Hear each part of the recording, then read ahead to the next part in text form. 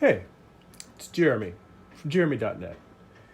And these are pencils from a splash page of Morningstar issue 7, which is available on my website, Jeremy.net, in print, and it's also available on Comixology. And I'll put links to both of those in the description for this video.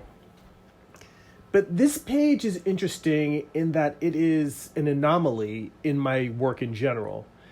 I've tried to limit my use of splash pages, really because I feel like overusing them, it limits the dramatic effect of them. I try to really only use, I try to limit myself to 1 to 2 splash pages per issue. Sometimes, depending on how it works out and what's going on in the story, there may be 3.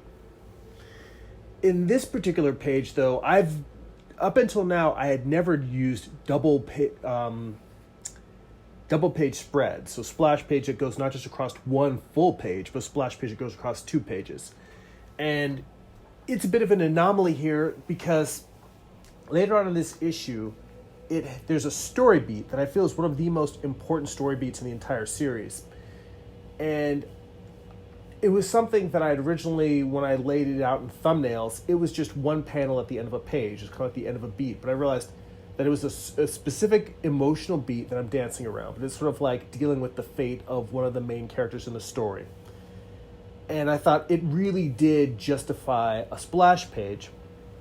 But when I looked at how making that one panel into a splash page affected all the pages around it, it really screwed up the pacing of the rest of the story.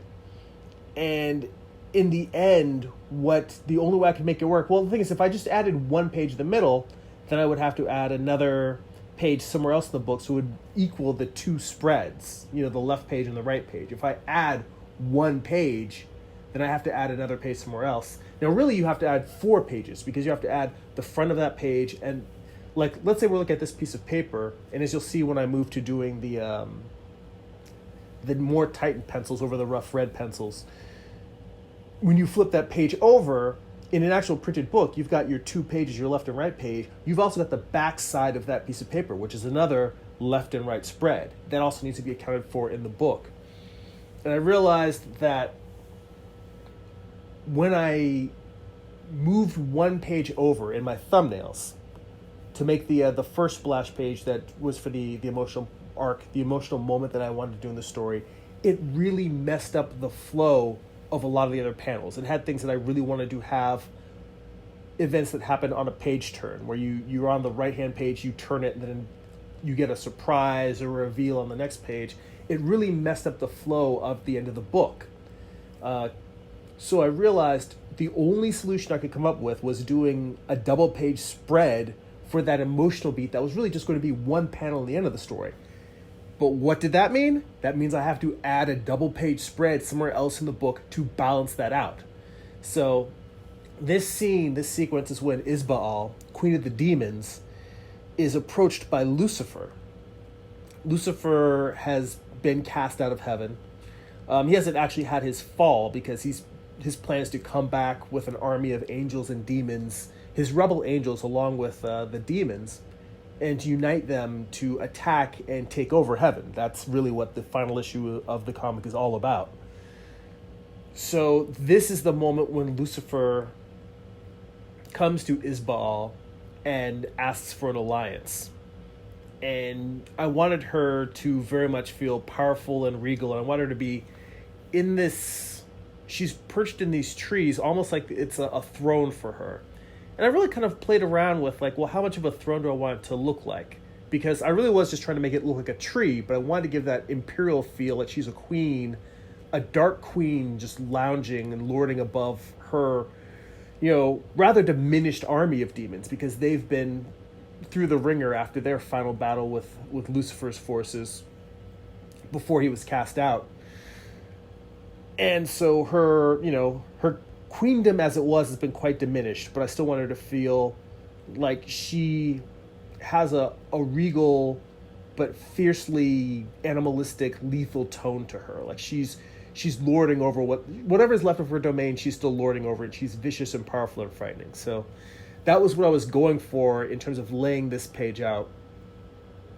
But a lot of what I was saying at the beginning about just the pacing and the number of splash pages you have in a story, this has been heavily on my mind because in the final issue of Morningstar, I actually made some pagination mistakes. And I think I've mentioned this in previous live streams where I was thumbnailing out the final issue of Morningstar, but just realizing that in order to get, I ended up miscounting on 2 different occasions how many pages there were, and because it was one of those things where I expanded from going from my normal 24 pages per issue to 40 pages because I wanted to fit in everything I wanted. I didn't want to break it into 2 larger issues or 2 normal sized issues because then they would have been smaller, or I would have had to pad it even more. It became rather complex. So it's one of those things where I have been experimenting with different methods of thumbnailing and pacing stuff out, and I'm realizing that the process that I used for most of the middle part of Morningstar is really what works best. So I'm going to go back to that. Thanks for watching. If you enjoy these videos and you'd like to support this channel, go to patreon.com/Jeremy. That's patreon.com/GERIMI. For as little as $2 a month, you can get a bonus monthly live stream and tons of additional behind-the-scenes artwork and blog posts. If you'd like to read some of my comic books for free, you can go to news.jeremy.net. Or if you'd like to purchase physical copies of my comics, you can go to amazon.jeremy.net. And again, Jeremy is spelled GERIMI. That's it for now. Go be creative.